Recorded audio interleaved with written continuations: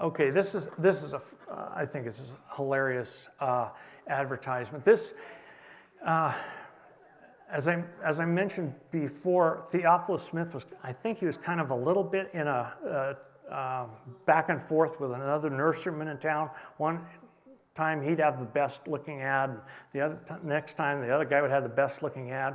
Okay, so this one, Palouse Nursery is owned by Theophilus Smith, and so he says in his ad that Cashup Davis, ever ready to show you wonders from Steptoe Butte, says, my trees are the only one he has had that were worth a blank blank. The rest have become black-hearted.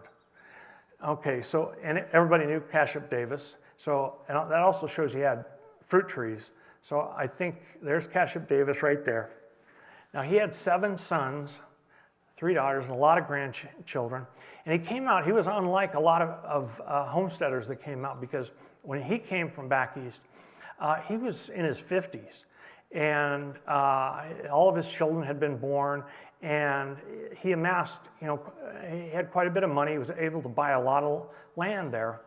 And I think it wasn't Cashup that actually planted the fruit trees, the apple trees on Steptoe Butte. I believe it's more likely his sons did, and probably grandchildren too.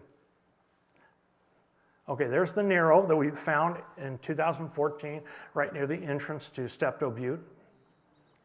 There's a bunch of our apple project people, and every spring we plant newly grafted baby once lost trees. There's a watercolor of the Nero. I mentioned we found the Dickinson on Steptoe Butte in 2016. Arkansas Beauty was on Cashup Davis land in 2016. Okay, I mentioned the Hanford Nursery. Had 104, he had 145 varieties, according to that flyer. Well, in 1907, the Hanford Nursery was sold to the Vinland Nursery Company in Clarkston. And that was written about. So in this catalog, I wanted to see if there was some proof that what the Vinland Nursery was selling was the same thing as the Hanford Nursery was selling. Because if that was so, there's a reason that we should, look for certain apples. And so Hanford was selling 145. This nursery, the Vinland Nursery, was selling 140 apple varieties. That's pretty close. Okay, and the other thing, though, that totally makes me believe that they had exactly the same inventory is because of the John apple. The only nursery in the whole world that sold that John apple was the Hanford Nursery. So I think that shows that these actually were the varieties sold by the Hanford Nursery. And in the Hanford Nursery, there were a lot of lost varieties. There at the bottom of the page is the Lankford. I consider the John a lost variety too. If you'll notice there at the very top, it says Genetin, Genetin. I have no idea what apple that is. It could be the Fall Genetin. It could be the Rawls Genet. Again, that apple was misspelled so many times. Okay, the other thing that the people that gave me the flyer for the Hanford Nursery allowed me to comb through a book of letters by Edwin Hanford, and this was most of the letters and were actually receipts, and most all of them were from the year 1904. Okay, for this one, it says, it's hard to read, I know, but this is a letter to Mr. William Smith of Troy, Idaho, and he lists trees that Mr. Smith had ordered, including an early Colton and 3 enormous pippins, and let's see, I think 2 or 3 Isham Sweet, okay? All those 3 apples have been lost and early Colton was recovered several years ago. And we also, by a fellow by the name of Tom Brown in North Carolina. And I think just a couple years after Tom Brown found it, we found one growing just south of Pullman. Okay, so enormous pippin and Isham sweet to a fellow by the name of William Smith in Troy, Idaho. So this is about 5-6 years ago, and I'm working with some people to get a grafting class going in Pullman, and it's part of the methods that we use to educate the public and help the public. And so we had one planned, and a fellow called me up to see if he could get in. I said, sure, I'll get you down for this grafting class. And I could tell he was really super excited. He got almost excited as I do about apples. And so I said, do you want to do, he's from Troy, Idaho. And I said, would you be interested in running down a lead in Troy? Yeah, what is it? And I said, okay, this is what you need to do. You need to go to the county courthouse, see if you can find old plat maps. Obviously, the way they used to do it was William Smith, Troy, Idaho. No street address here, but in the early 1900s, you really didn't need a street address because there weren't very many people. So I said, see if you can find his homestead, and if you find his homestead, find what the current address is, go out and see if there's apples still growing on the place. And he said, absolutely. Wasn't 2 weeks later, we had the grafting class. He came in, he had a stack of documents this high. He said, I did exactly what you said. I went there, I found William Smith's property, and I found out that the property next to William Smith was his brother's. He said, I went out to the property and I talked to the owners, and there's old apple trees out there, and he said, I pruned them for him. And so I was like, wow, that's pretty good.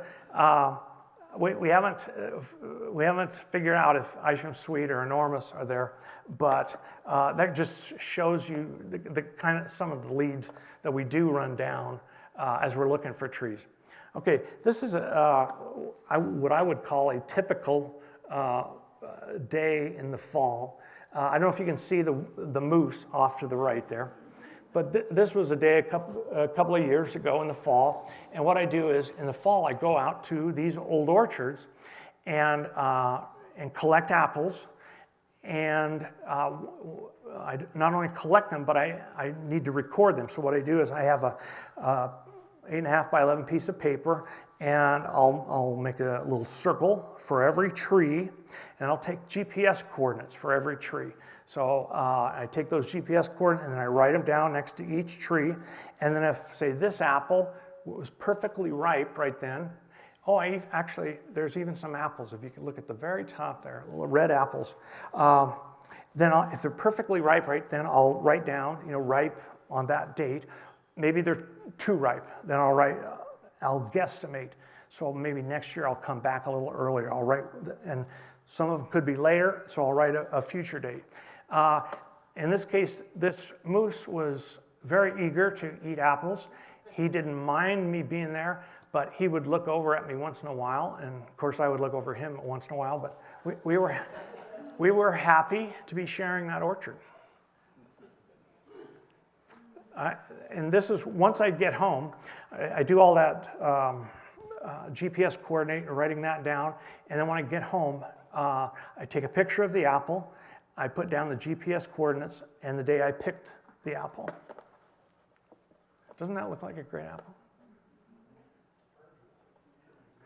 Then I put them in bags like that.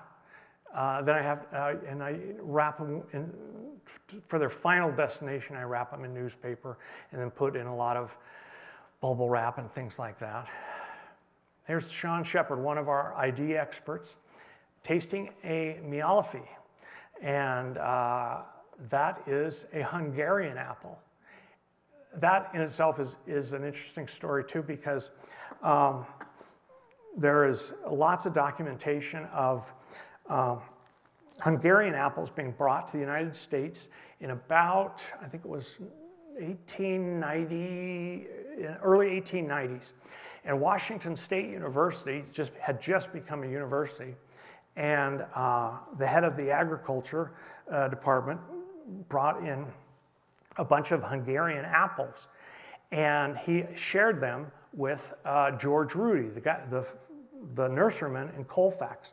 And George, he wasn't your normal nurseryman. He was into experimenting. He felt his job was a lot more important than probably most people thought, which is he's going to test and recommend apples that can get people actually through the winter and be able to survive out west.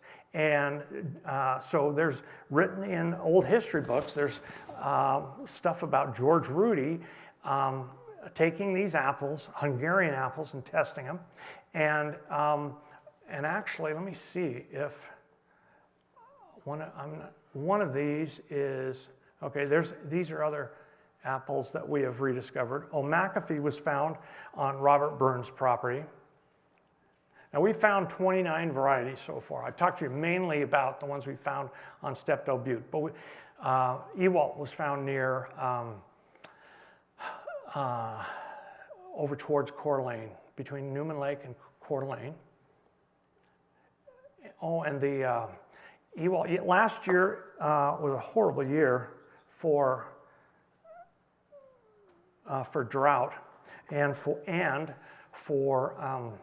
we had a terrible late frost. The only apple that did not get affected was the Ewalt, and it must have bloomed really late because it had great apples on it. Kittigaski, it's a small apple, found it in southern Idaho. Has a wonderful story, comes from back east. It was from an Indian reservation. And let's see, what else can I tell you about it? It's a small apple, and this apple was sent to me by George Reno, and that's back in 2017. And just about a year ago, George and some other people in southern Idaho have joined the Lost Apple Project. So we now have two branches. We have our Eastern Washington branch, Eastern Washington, Northern Idaho, and then we have a Southern Idaho branch. Branch kind of sounds good, you know, when you're talking about. Flushing Spitzenberg is another one. Autumn Gray, Surprise, #1. I mentioned before that, remember that Surprise that was grown at the Philip Ritz Nursery and found it in Dayton. And Red Mallard, Jackson Winter Sweet, Excelsior. This apple has a lot of history. It was one of the first bred apples in the United States. The fellow that bred the first apple in the United States. It was called the Wealthy, and we found it growing in Moscow. And we also have evidence that it would be growing in the region too. There's the Seri Synap. Streak Pippin, we found that near Waitsburg. That was the Mialafide. Clarabelle, that we found south of Moscow, near a town called Genesee, Idaho. And that this is one of those, another one of those, you can't believe it's such a small world. So I go, this guy calls me up and he says he has an old orchard. And I never know what it's going to be, you know. It could be one tree, it could be many trees. This guy had a lot of trees. And he explained to me this was originally the homestead of a guy by the name of David Davis. And he said, David Davis is in the old history books. So I had old history books for Northern Idaho. Sure enough, there in these history books, I found even a picture of the orchard. And Davis was, he was pretty important in the community, and so there was quite a bit written about him. And I found Clarabelle right behind the homestead. Found another one, Buttersweet of Pennsylvania, right behind the homestead. And I got to talking to this owner. Turns out he's a cowboy poet. Does anybody here know what a cowboy poet is? Okay, that's really cool. They're cowboys and they do poetry. But they'll have a poetry night, and a guy will come in, or guys. It's usually more than one person, and they'll read their own poetry, or I don't think they read it. I think they memorize it. But anyway, so he said when he was a kid, he actually lived in that homestead for like the first year of his life, and then later on, his parents built another house, and he said that when he was a young kid. There was this little guy, his name was Shorty, and Shorty lived in the basement. And because I got the feeling Shorty didn't have much money and was pretty old and everything. Turns out Shorty was the stagecoach driver for Cashup Davis. And so anyway, it's amazing how things go round and round. Coleman, that was from near Troy, Idaho. Fink, that was from southern Idaho. Goldridge, oh man, that's a good apple. That is an apple from kind of near Pomeroy on a creek called Alpawa Creek. And it's the headwaters of Alpawa Creek. The water actually bubbles right out of the ground. It's very cool. Buttersweet of Pennsylvania, that was from Genesee.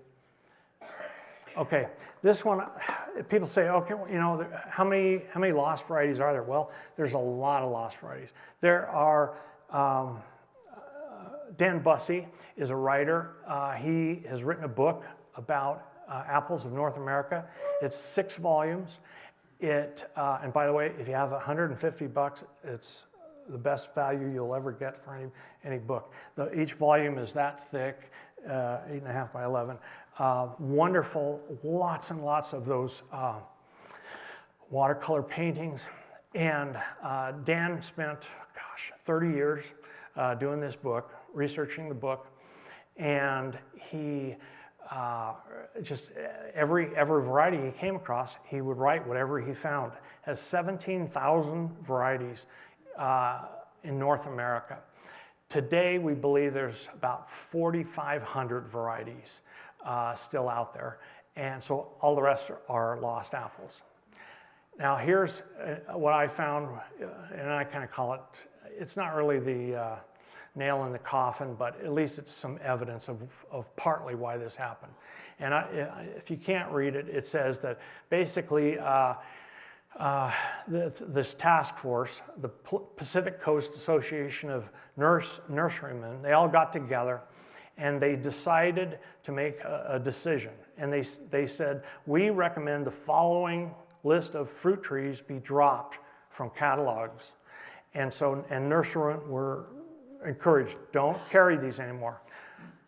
They didn't know that, 100 years later that, at least a handful of these varieties would be lost. You see, there's Arkansas Beauty, third one down. I'm going to tell you a little bit of Arkansas Beauty in a second too. Okay, Babbitt, that's the lost apple.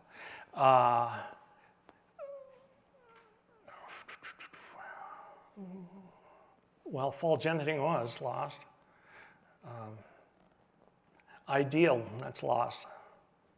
Isham Sweet, that's lost. Just goes on and on. Shackelford was lost. Anyway, okay, interesting story on the Arkansas Beauty. Found it on Cashup Davis's old property. And then I met a professor at WSU. He's in charge of a project that they're gathering DNA results from various apples. Right now they've got about, over 3,000 apple varieties in their database. And he asked me if I could bring him a leaf from some of the trees that we had already identified. And so one of the leaves I took him was from the Arkansas Beauty. And so about 6 months later, I get a call from him. And he says something in effect of, "Oh, you sitting down?" And I say, "Yeah." And he says, "Okay, here's the deal. We took we got the DNA results of your tree, Arkansas Beauty, and it is identical to an apple in Australia called the Red Granny Smith." And I said, "Okay." I said, okay, let me think about it. I said, okay, I think I've got it figured out. Okay, the Arkansas Beauty was discovered in Arkansas. And that was about, I want to say, 1875, something like that. Well, not only was the Northwest in America being populated at that time, but Australia was being populated at that time. And they needed apples just like we needed apples.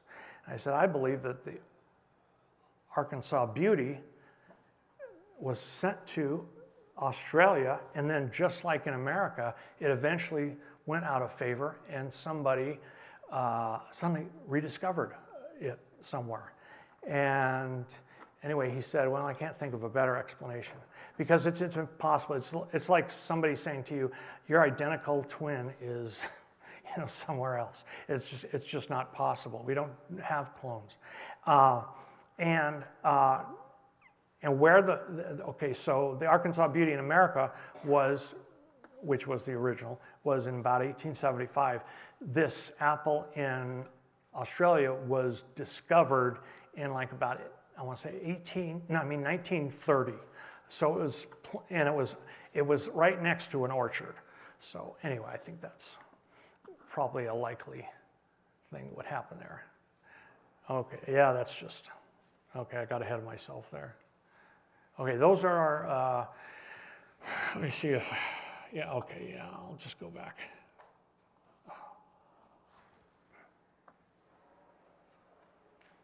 Okay. Questions? I hope I have a lot of questions. Yes? Someplace in the beginning, I may have misunderstood you, but we were talking about apple seeds. Yes. Planting apple seeds, but it wasn't assured that that would be the same kind of apple. Yes. Yeah. Is that possible? Well,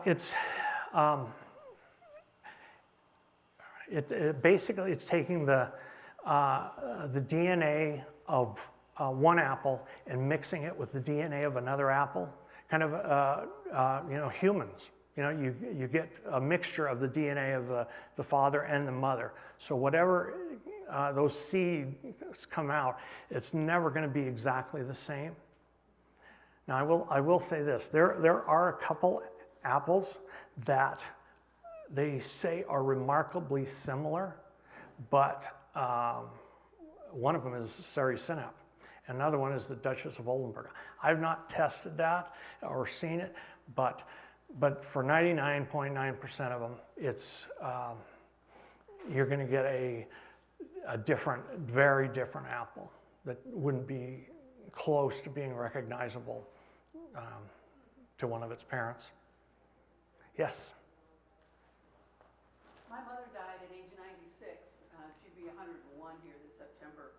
She always talked about a northern spy. And my mother and dad grew up in rural Michigan and didn't meet and marry till after the war, and they were in their 30s.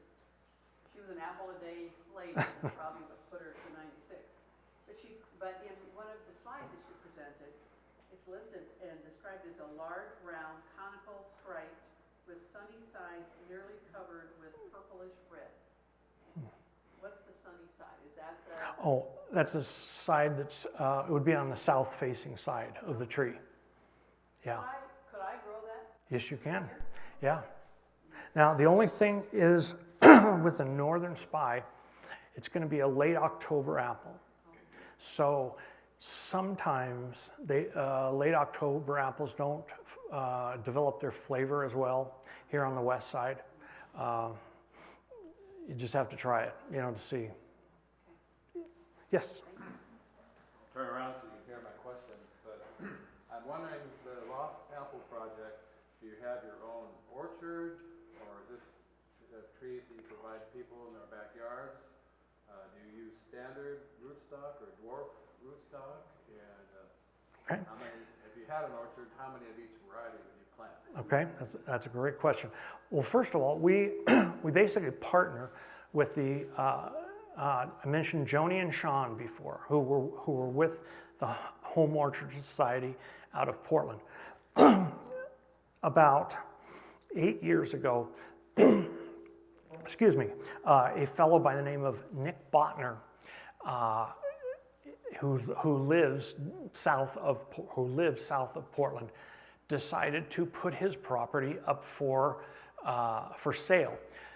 Why that was significant is that Nick Botner had the largest private collection of apple varieties anywhere that anybody knows of. He probably had over 3,000 apple varieties and a not very big orchard. I think it was probably one of those Beanie Baby obsessions that got the best of him, and he ended up probably having the trees this far apart, and by the time he was done, they were this far apart, and he would just collect every apple he could have. But it was a wonderful, because if nobody else had that variety, Nick would be the person that you would look for. Well, of course, the first thing that's on anybody's mind when they put the for sale sign up is, that's going to be bulldozed down. There'll be apartment buildings there. That's the end of 3,000 varieties of apples. And so Joni and Sean and another person created a nonprofit called the Temperate Orchard Conservancy. And it's, again, located south of Portland. And what they did was they decided that they would clone Botner's collection and then continue to add to that collection. So today, all of Botner's 3,000 apples are in there. They're using a dwarfing rootstock. I'm not exactly sure which dwarfing rootstock it is, but they always plant at least 2 trees of that variety. And anytime that we find a lost variety, immediately 2 apple trees get planted at the conservancy, and the conservancy, the idea is they'll always be there. And what we do with the Lost Apple Project is we offer trees for sale, and we also offer scionwood for sale. The trees we only offer for sale locally, because I think there's all sorts of USDA regulations. I know every tree I ever get always has a whole bunch of USDA paperwork on them, so I make sure we don't cross state borders. And but the scionwood we can sell anywhere in the United States. So we just got through mailing off, oh my goodness, hundreds and hundreds of scions of once lost varieties. And yeah, we get them out there, and people propagate them in their own orchards then. Yes? This is very interesting. I wasn't expecting. My grandmother graduated from Blues High School in 1889. They were Mennonites. And I don't know whether they're in the orchard business or not, but they ended up moving and settling kind of Sunnyside, Washington. And I suspect that they may have transported some fruit trees from there. Also, I have, not trying to brag, but a very productive apple orchard on the island. And I give most of it away, but I also sell organic apples to operation in Puyallup. Most of my apple trees I purchased, I was in business, I wasn't trying to do ancient varieties of apples, but were purchased from Hanford Nursery. And all of what I purchased, which were supposed to be dwarf and semi-dwarf apples, the trees have turned out to be standard size. So they're huge, but they're very, very protected. But also we have, our place is on an old homestead that was homesteaded for fruit trees. And I think that there are a lot of people on this island who are planting various forms of fruit. And I think it was primarily for hard cider.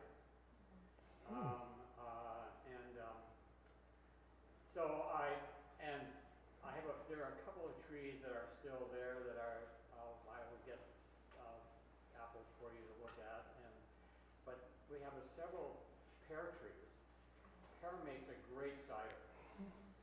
And I have no idea what they are, but they're very sour apple, very sour pear. used for making a lot of the ciders, and particularly Prairie's. But anyway, I'm very much interested in what your discussion about Steptoe Butte. I've associated with Washington State University in a number of varieties or capacities, but I've been to Palouse several times. I've worked through their museums and so forth. Been up to the top. I was very interested and found out about the burning of the hotel. I think there was a strong religious Mennonite, possibly Amish community in the area. Doesn't surprise me that the wife may have ordered the place burned down. Well, you've got to keep it under your hat for a while.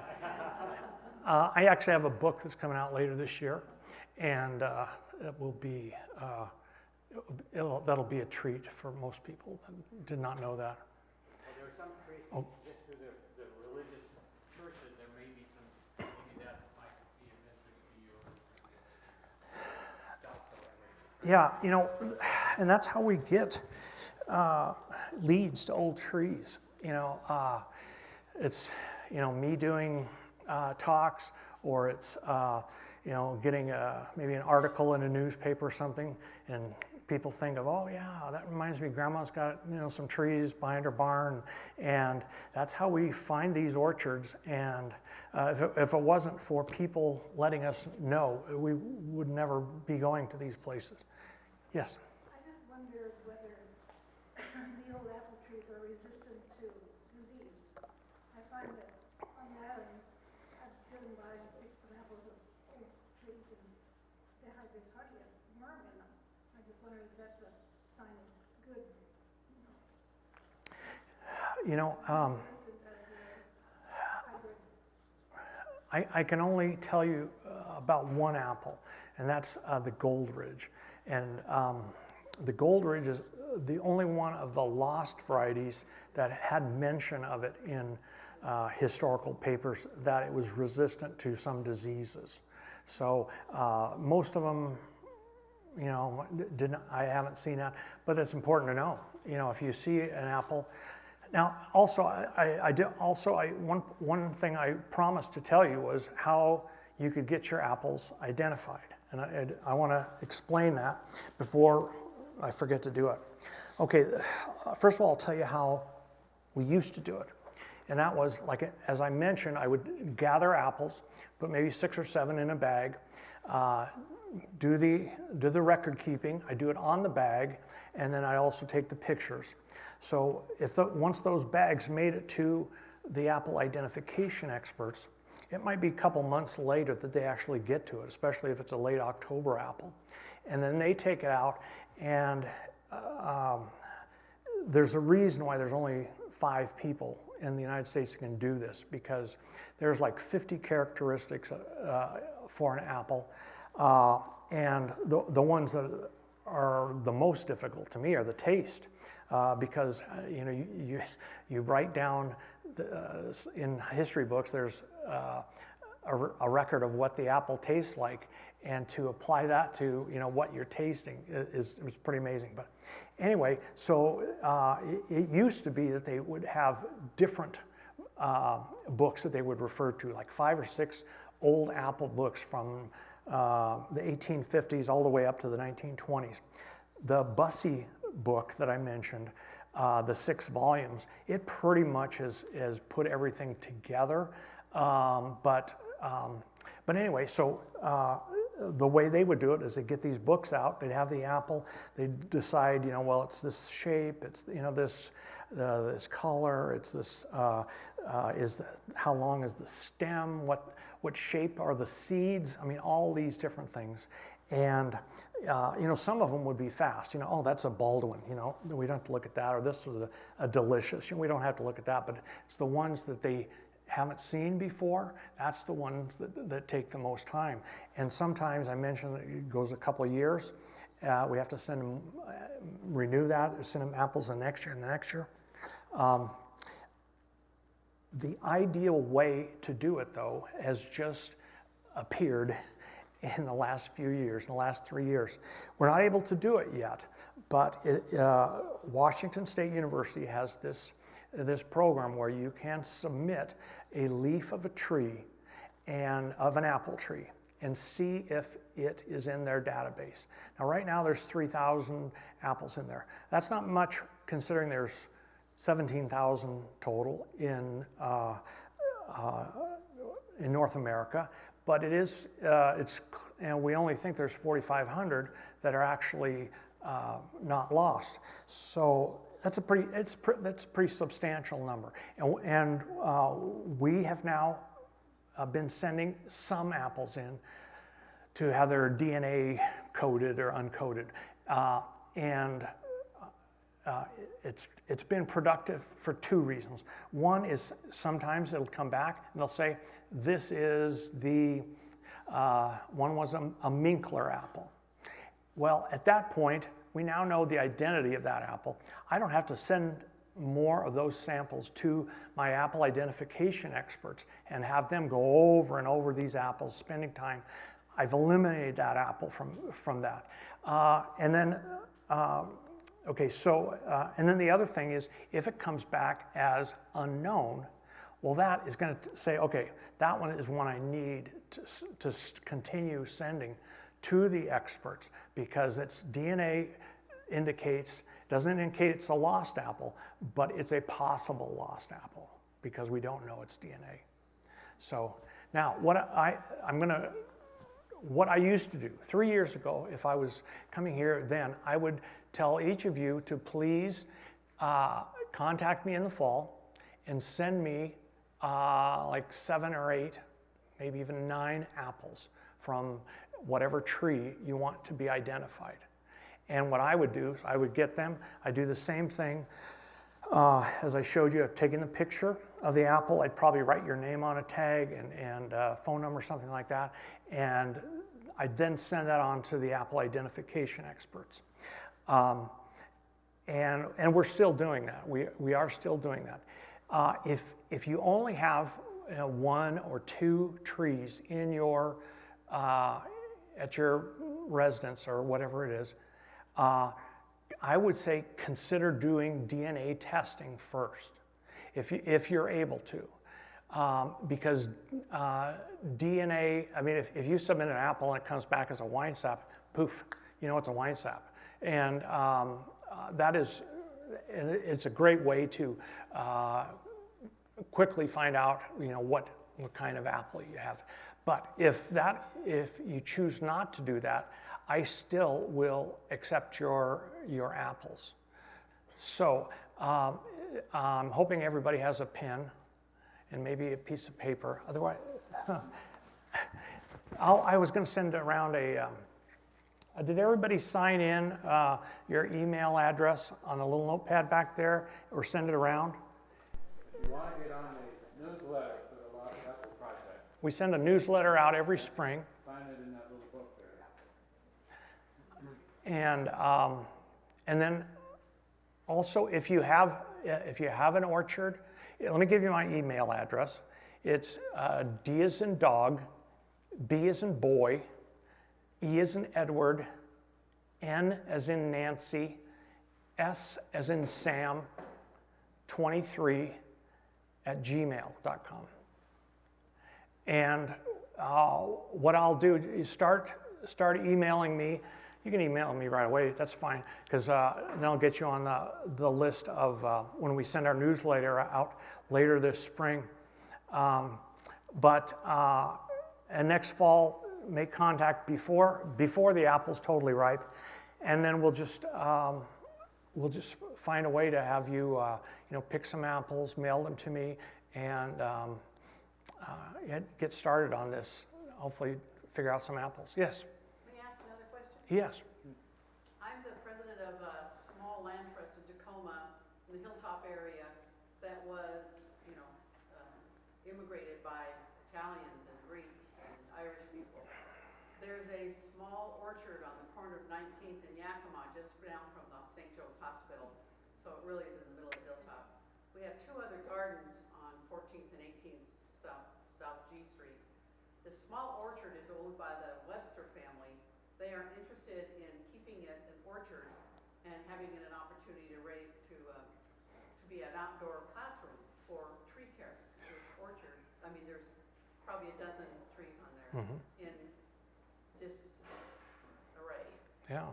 We partner with Harvest Pierce County, but we're trying to get the land trust to take this property under its protection. Would this Temperate Climate Conservancy, Temperate Orchard Conservancy, right? Conservancy, would they offer something like that? Is that a way to sort of protect a community orchard? When you say protect it, you mean, So it doesn't get plowed down and a 6 or 8 story apartment Okay. building gets put on it? you know what, I would say, well, first of all, you say there's about 15 trees. There's about 15 trees in the family who owns it, lives in New Zealand, but they are a long-time Tacoma family, so Okay. they're interested in keeping it an orchard. Okay, what I would recommend, if they have the funds, to have every tree DNA tested, and then it's going to come back. Some of them are going to be wine sap, Rome Beauty, very common heritage varieties, not varieties you necessarily need to save. You could even order those trees today. But if you come up with some unknowns, those are the trees you'd probably want to, if it was me, and if it was my orchard, I would want to clone it. So these trees are probably 100 and maybe 140 years old, possibly. That's what the Websters are saying. Yeah. So we just don't know how much time they have left. I would clone it. I would also, and at the same time, the Temperate Orchard Conservancy, if it isn't an identified apple, is going to want to have 2 trees. So we would send grafting, they call them grafting scions, to them. They would make new baby trees and stay in that orchard forever. And then at the same time, if there's some of those trees that are looking like they're on their last legs, even if it's a wine sap or something like that, it's pretty easy to have, just get grafting wood, clone it, and get a new one in the ground. Thank you. Yes. Can you spell the last name of the UC book? How is that spelled? It's Bussey. And then also, what is the best resource for finding some of those old catalogs? Because that's obviously an excellent way to track down Yes. information in a localized Yes. manner. And so, what are your resources for finding those old nursery catalogs that are really specific to a particular area? I've tracked down the fair records, but that's not quite as specific necessarily unless that family entered particular varieties. Yeah. So, yeah, well, how do you find those old catalogs and what's your research? Okay. It's a website. It's called biodiversity.org. And it's really weird because living in Eastern Washington, I thought, oh well, the most information that's going to be available is going to be in Spokane County. That's where most of the people were, so that it's going to be, just a lot of wealth of information. It's not the case at all. Spokane has hardly any information. The catalogs, the fruit catalogs from the early 1900s, they were more interested in growing flowers and bushes for the South Hill rich people than they were for supplying fruit trees. So it's in the Whitman County where I found, or Walla Walla. Those were the counties where I found the most catalogs. But yeah, if you go to biodiversity.org, type in stuff like, where do you live? Near Bremerton, right? Bellingham. Okay, type in Bellingham catalog or Bellingham Nursery catalog, or pick out some other small towns around. I'll give you an example. In Oregon, in Northeast Oregon, I was Googling some stuff or in biodiversity, and somehow I found a nursery in a little town called Union, Oregon. Union probably doesn't have 100 people in it today. It's one of the smaller towns in Oregon now, but at one time it probably was, one of the bigger towns. So check all the towns to see. And the name of the nursery was Eastern Oregon Nursery. So So that's interesting, like with a smaller area, because the orchard that I manage is definitely in this itty bitty tiny little town that is tiny then and is tiny now, and the homestead that I'm working on is definitely the only homestead that really had a note at the time. And so that, if you get, just kind of narrowing it down to the size of the town, that's what I'm trying to trace back, is like, it's gotta be known somewhere that this family planted these certain varieties for this purpose, because that's how they managed to survive. It was difficult back then. And I know the whole history of the family. And I know they came from Missouri, and I did the Lost Grave thing too, and that's how I've kind of traced all this back. But I gotta figure out what these trees are. yeah. And so the catalogs are narrowing it down into the county, but even more so, this town that this exists in has probably less than 200 people in it today. And so I've got to be able to trace. Yeah. Another thing that I did was to go to the, excuse me, that pomological watercolor website, and see if I can get that. And once you're on the pomological watercolor website and you're looking at apple pictures, there's different ways that you can look for apples. One is just the name of the apple. Another one is the name of the artist. In this one right here, I mentioned this is Mialafi that we found about 7 miles from Pullman. We knew that, first of all, George Rudy from Colfax, he sold the apple. We knew that WSU was doing research on the apple. And so if you look down here, right here it says from George Rudy. So George Rudy was the one who actually sent that apple to the USDA. So that's just another thing to look for, Can you group by region? I know that you can never narrow it down to a town or a foundry, but I've been on this website. It's incredible. And Yeah. is there a way to narrow down your search so that you're really just looking at Western Washington, or I mean, can you narrow down a region? I don't think so. I don't think so either. Yeah. I remember finding other apples, but I had to input different town names. I mean, that seems almost like a really good extension for the USDA search to do that, if for the Lost Apple Project, or even for my own research purposes. It would be kind of interesting to do that with these watercolors, is to visualize them, so that people can say, well, I'm from North Carolina, so I can narrow this down and look at it. It would help, because you go to that website and it's wonderful, but it's also massive. Yeah. You can't do that. You can't narrow the research. Yeah. Okay, we're going to have to take a break in a minute so that Dave could do his pruning workshop.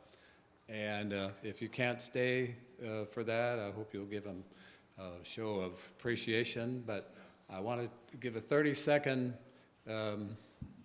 advertisement for our antique apple project here at the Historical Society that we've just started. The goal, the present goal is to have an orchard of about 100 trees, maybe 25 different varieties.